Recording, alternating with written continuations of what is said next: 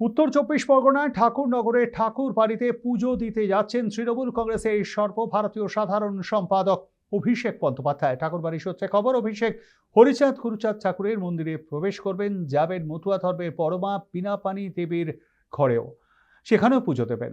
ইতিমধ্যে অভিষেকের ঠাকুরবাড়ি পুজো দিতে যাওয়াকে কেন্দ্র করে ঠাকুরনগর ঠাকুরবাড়ির মতুয়াদের যে নিশান, লাল সাদা নিশান, এই নিশানে সেজে উঠেছে।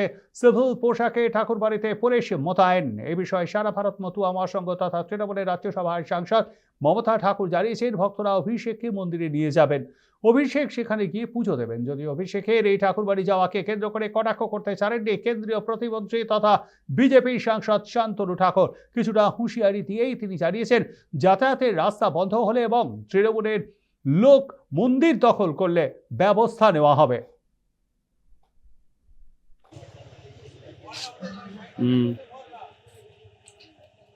মেইন কথা হচ্ছে অভিষেক, আমি আবারও বলছি, অভিষেক যখন এখানে আসে পুরো টিএমসির ক্যাডার গুন্ডা তারা মন্দিরটাকে দখল করে আগে। এটা ওদের পলিসি, মন্দিরটাকে দখল করে ক্যাপচার করে মন্দিরটাকে দখল করতে চাই। তুই মন্দির দখল করবি কেন? তোর যদি পুজো দেওয়াই টার্গেট থাকে তাহলে তুই মন্দির দখল করবি কেন? তুই পুলিশ দিয়ে আগে ঘেরাটপ তৈরি করবি কেন? নাকাবন্দি করবি কেন? তুই পুজো দিতে আয়।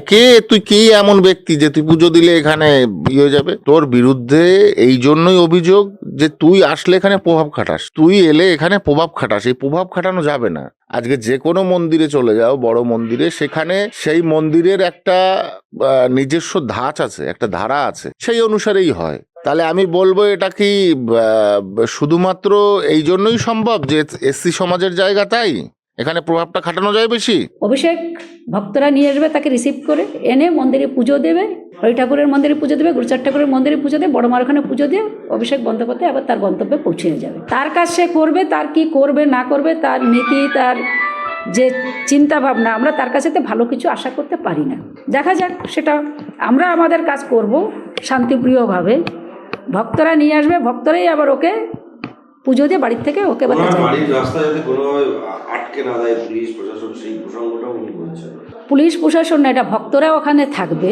সে নিজেই বলছে যদি ভক্তরা থাকে আমার কোনো আপত্তি নাই, আবার বলছে যে এখানে যদি আটকিয়ে দেয় তখন ঠাকুর বাড়ির কোনো রাস্তা তো নয়, এটা হচ্ছে বাড়ির যাওয়ার, যেখানে যেখানে যাবে সেখানে বহু জায়গা দিয়েই রাস্তা আছে। আমার যদি ইচ্ছা তো বহু জায়গাতে আমি যেতে পারি।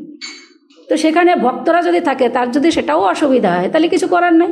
ভক্তরাও যদি সেখানে থাকে, যারা ভক্তদের গায়ে হাত দিতে পারে, গোসাই পাগলদের মারতে পারে, মতুয়াদের, গোসাই পাগলদের, রোহিঙ্গা মুসলমান তাদের যদি বলতে পারে যে তালিবান, তা তার কাছে আমরা কি আশা করতে পারি?